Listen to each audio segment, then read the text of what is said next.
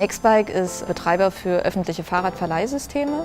Ein öffentliches Fahrradverleihsystem heißt, dass du Mieträder auf der Straße hast, die dir rund um die Uhr an öffentlichen Plätzen vollautomatisch ausleihen und zurückgeben kannst. Ohne Digitalisierung würde es unser Unternehmen gar nicht geben.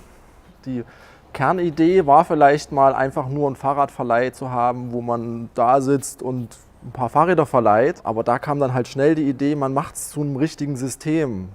Und wo halt wirklich sehr viele Fahrräder automatisiert drüber verliehen werden können. Angefangen haben wir mit einem Prozess, da musste der Kunde in der Regel eine Hotline-Nummer erstmal in sein Telefon eingeben, dann ruft er da an. Sehr viele Registrierungen, die wir am Anfang haben, waren durch echte Callcenter-Agenten. Dann war der Registrierungsprozess, der hat, was weiß ich, 5 bis 10 Minuten gedauert. Dann hast du eine SMS bekommen mit dem Schlosscode. So, das war so der ursprüngliche Prozess, mit dem wir begonnen haben.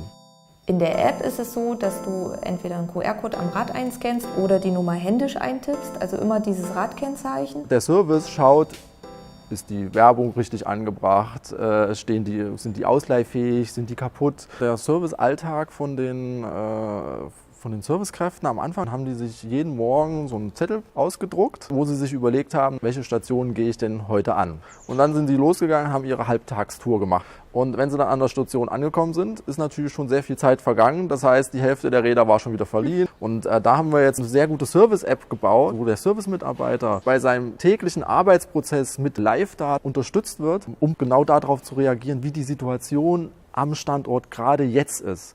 Und in dieser Service-App bekommt er dann auch Hinweise, wo muss ich als nächstes hin, wo sind Stationen, wo jetzt wirklich sehr dringende Probleme zu lösen sind. Das ist einfach total genial, auch innerhalb sonst was für Branchen mal über den Tellerrand hinauszuschauen und sich aber auch mit Leuten zu unterhalten, die dasselbe machen wie man selbst, also vom Business und da keine Berührungsängste zu haben. Und das geht eigentlich natürlich nur durch Digitalisierung.